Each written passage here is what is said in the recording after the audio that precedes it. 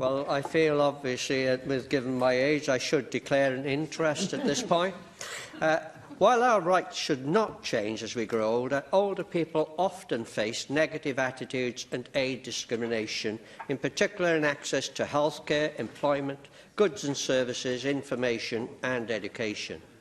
Older people also face increasing barriers to their participation, become more dependent on others and lose some or all of their personal autonomy.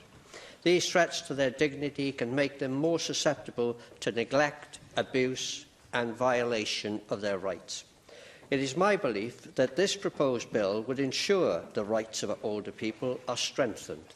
It would also safeguard the principle that, just as older people are at the centre of many of our families, they will also be at the forefront of our thinking when it comes to key issues such as access to healthcare, financial inclusion and public services. We often hear news stories about how we have an ageing population. There are around 800,000 older people in Wales, and the number of people aged 65 and over is projected to increase by 232,000, that's 36% by 2041. Last week we debated the cost of paying for social care, and it is of course important that we plan for the future. But we must do so in a way that promotes ageing well and with a dignified and respectful conversation. Although social care is a major factor when it comes to discussing how we plan for the future, there are many other considerations. In my region, older people have told me how they are adversely affected by library and daycare centre cuts or changes to post office services. There are heartbreaking cases, of course, of older people who have fallen victim to scams.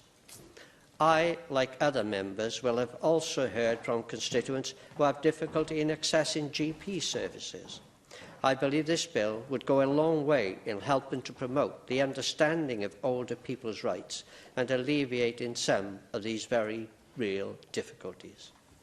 Ensuring that older people are not disadvantaged simply by reason of age is one of the greatest challenges of modern times.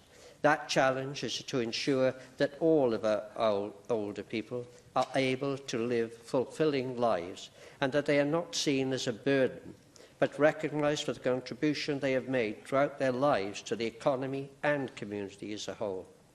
And also to acknowledge that many of them still contribute to the society in many ways, often being the backbone of many charities and social activities. It is therefore incumbent on statutory authorities to ensure that the core mainstream services are available to older residents in the same way that they are for other people. For that reason, we in UKIP will be supporting the bill today, and we encourage all sides of the chamber to do likewise. If children are protected in law, why not the other most vulnerable group, the old? Caroline Jones.